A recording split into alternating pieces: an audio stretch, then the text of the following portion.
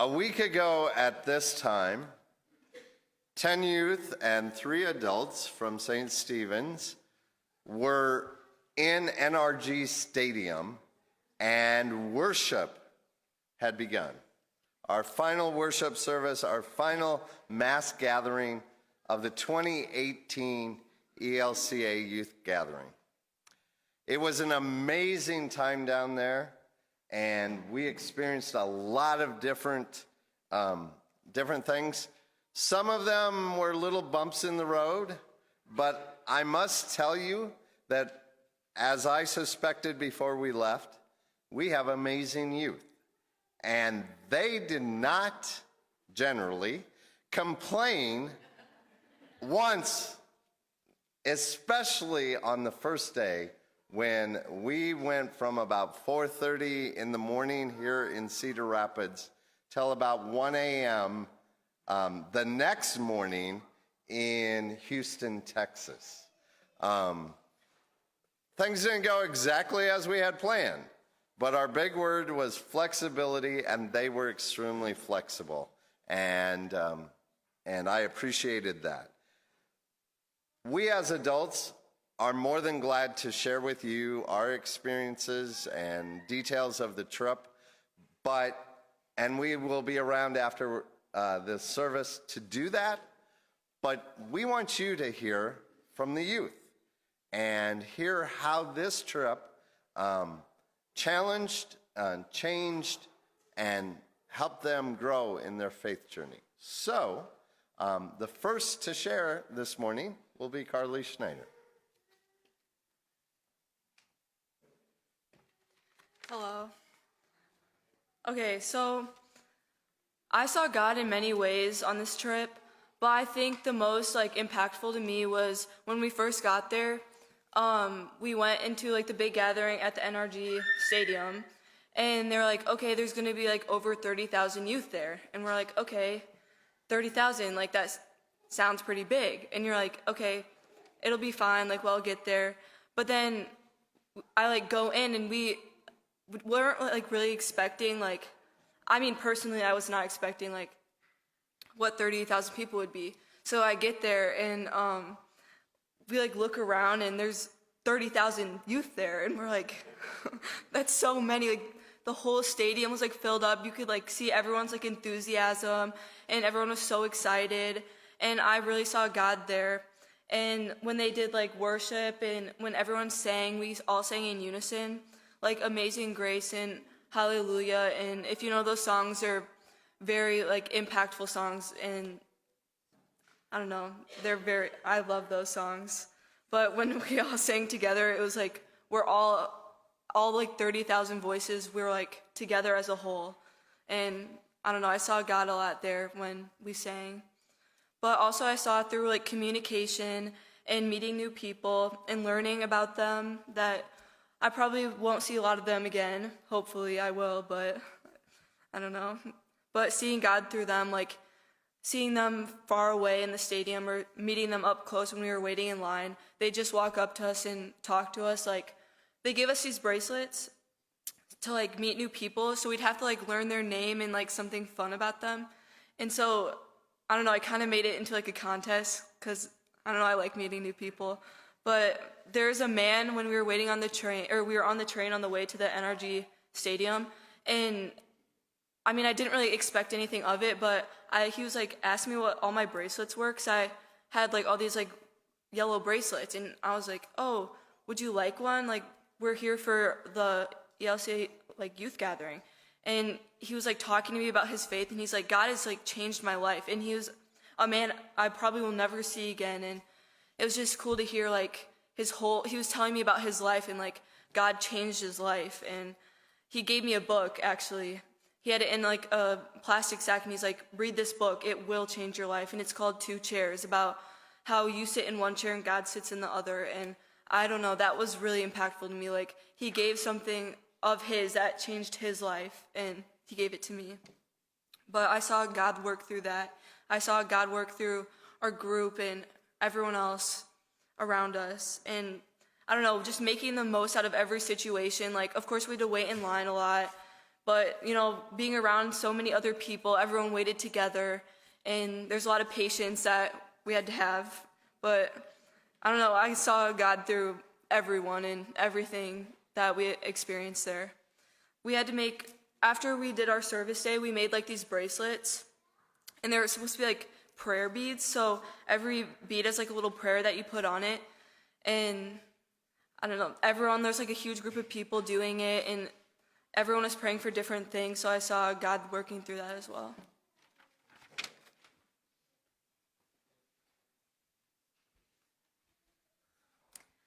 On the second day in Houston, it was Interactive Day.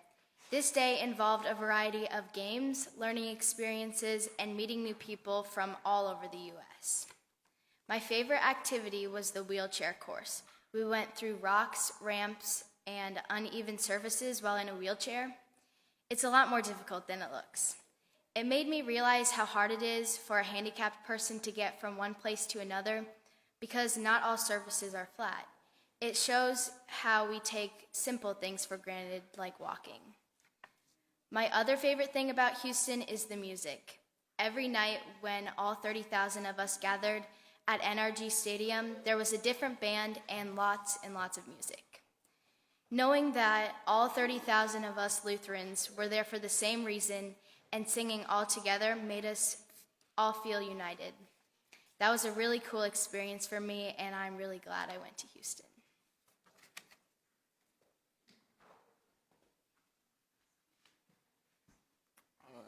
My favorite part of the trip was probably mass gathering at nights. So at nights, all 30,000 people would meet up in NRG Stadium. We'd have like speakers come in, and there'd be like singers. And my favorite part was the speakers, and I learned that there were a lot of speakers there who grew up like me, who were given everything they need, had a good childhood, but their decisions led them the wrong way.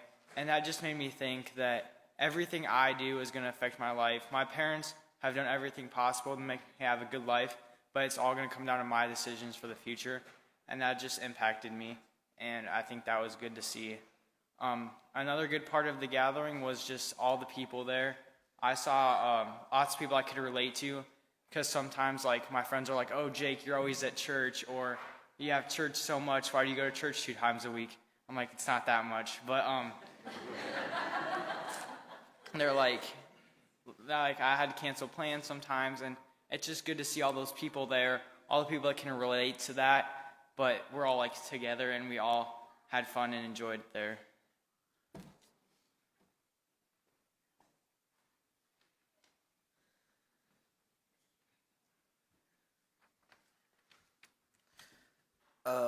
Hello, I'm Alec. Overall, the Houston trip was a blast. I was so happy to finally fly in a plane and go all the way from Denver. Like when we were in Denver, I was unsure like how long we were gonna stay there. But when we got to Houston, I was surprised to see many people in one place. I was almost thinking like there was like a concert going on, and like the Houston Astros, but overall, I think that one quote that I got from the trip was to never give up, because the speakers at the mass gathering had many stories that like where they went through hard times, and I mean, there's a lot of the stories like touched many people. Like every time they would like the speakers would say something, everyone would stand up and like start clapping. And I think that that the speakers were very good at speaking, and were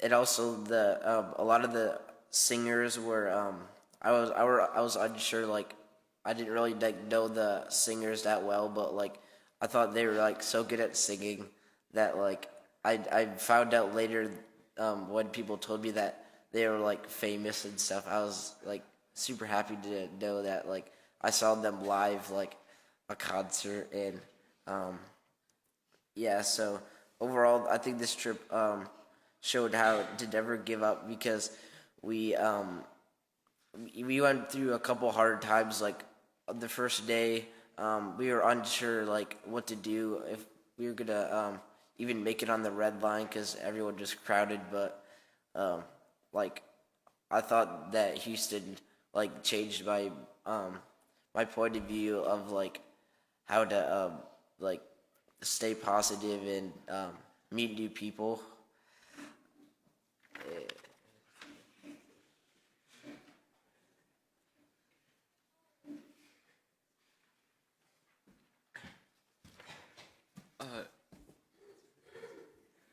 Hi, my name is Isaac, and I am thankful for everyone who supported us and helped us on our way and journey to Houston. We all had loads of fun while celebrating and singing and worshiping in the name of God. I saw God many times throughout the trip, but one moment in particular that I saw God's magic put to work was right when we arrived to our hotel. After a long day of traveling, we arrived at the Hilton, and Mark got in line to check us all in. Being that the lobby was crowded, we all had to go over to a little nook while we waited for Mark to get us all checked in. After what seemed like forever, we finally went over to eat dinner without him. We had gotten our food, and it was only then that Mark had arrived with the good news. He'd come and told us that due to a booking miscommunication, the hotel didn't have our rooms. Lucky for us, that meant, but of course God had our backs. Lucky for us, that meant that we were upgraded to a presidential suite on the top floor due to the inconvenience. Due to Mark's perseverance and patience and all of our positive outlooks despite the long travel day, God rewarded us with a nice place to stay and have our nightly meetings. In the end, sometimes a negative situation works out for the better.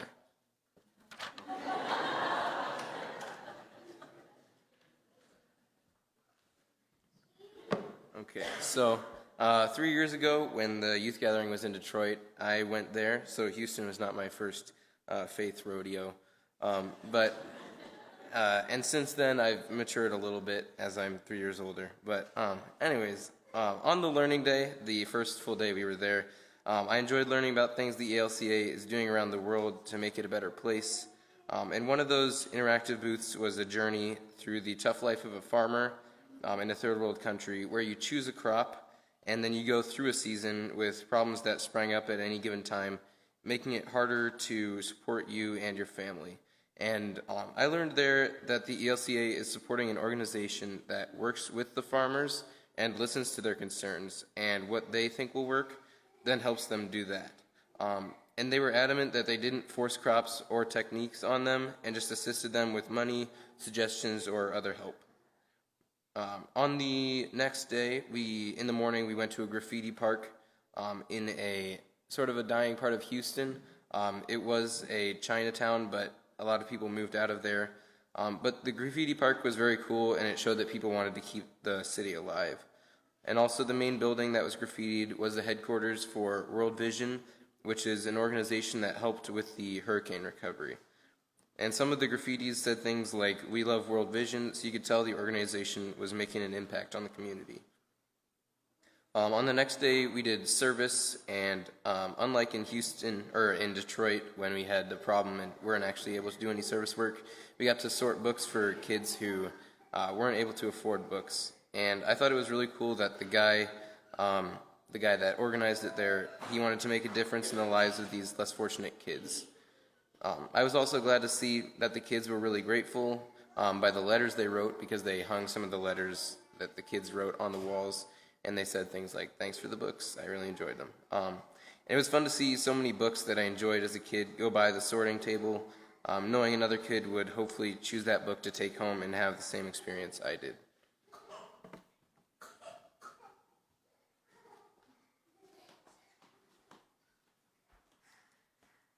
I learned a lot through the many activities we did in Houston. I wrote letters of hope for survivors of human trafficking. I contributed to making a blanket that will be sent to children in need, and I learned more about myself through a personality quiz. On our service project day, we sorted books for kids who don't have access to them. And like David said, there is one book for every 300 kids, and that made me realize how much we take for granted. We talked to a homeless woman on the metro who had been homeless for 4 years. She was traveling with 2 packed-to-the-top shopping bags and a suitcase, and it was very clear she had been on the move for a while, and she knew what she was doing. She was kind and patient and was happy to tell us her story. She believed God provided signs through the moon to continue working and hoping for better times. Her faith moved me and inspired me to be more patient and understand that no matter what I'm going through, God will be there for me and help me find my calling.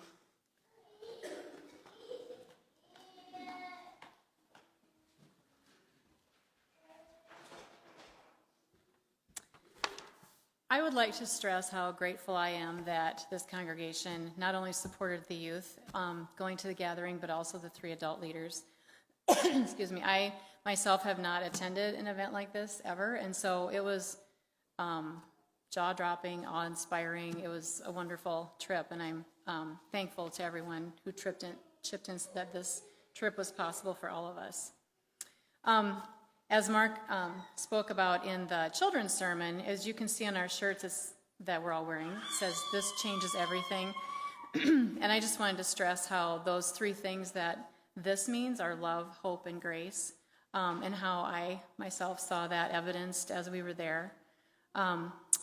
God's love was obviously present by the speakers who shared their personal life experiences, and a lot of the speakers were telling about situations in their lives where they were somehow placed on the outskirts of society, and how God's love was able to gather them in, and they felt welcomed by other people as well as spiritually by God, and that was very touching. Hope, one way I saw hope evidenced was very obvious in the fact that they had blood donation centers set up in the interactive day, and that's a very physical way that we could share hope with others and give to those that will help a physical need they have. And 2 of the youth in our group actually donated blood, Olivia Vanderstanden and Jack Bickle, so that was really kind and thoughtful of them. And grace was the 3rd topic that was stressed. And in many ways we saw grace. One was clearly evidenced by the youth and the grace they had as they waited in line, as we all waited in line for the train or the bus or the hotel room, and they were gracious enough to be patient in those situations. And then stressing that grace, God's grace is freely given, and God loves everyone no matter what. It was very heartfelt and touching. And then also in the Metro line workers, at one point when we were down there, a couple days before the gathering was over, the light rail that we were using for transportation, part of the line was broken down, and so we had to wait quite a bit longer than we otherwise would have. And the line was overwhelmed by lots of the kids from the gathering, but also the people that live in Houston. That's their means of transportation, and so I saw grace as they were patient with us, and everybody squeezed in as tightly as we could on that line. And the Metro workers that were making things still be coordinated and run as smoothly as possible, they were showing patience. And I just felt like God's love, grace, and hope was all around us every day. Thank you.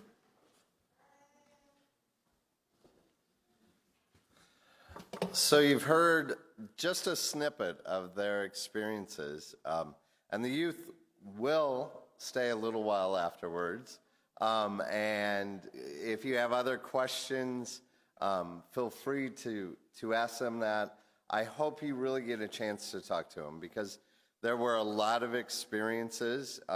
They'll probably tell you about me being a line Nazi, as I required them to be always where I could see them as we were going with 30,000 people into NRG Stadium and out. And yes, I was extremely nervous. But you see, I did not lose anyone. Will and Jack Bickle are back here, but they happen to be on vacation, and Olivia is working today. They all came back, so we did not lose anyone on the trip. But a wonderful experience. Again, thank you to this congregation.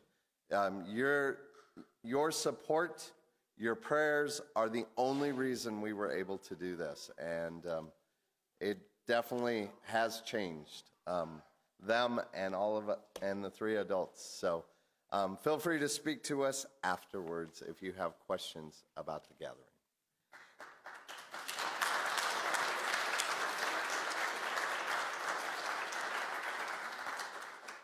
Now I invite you to stand as we join in the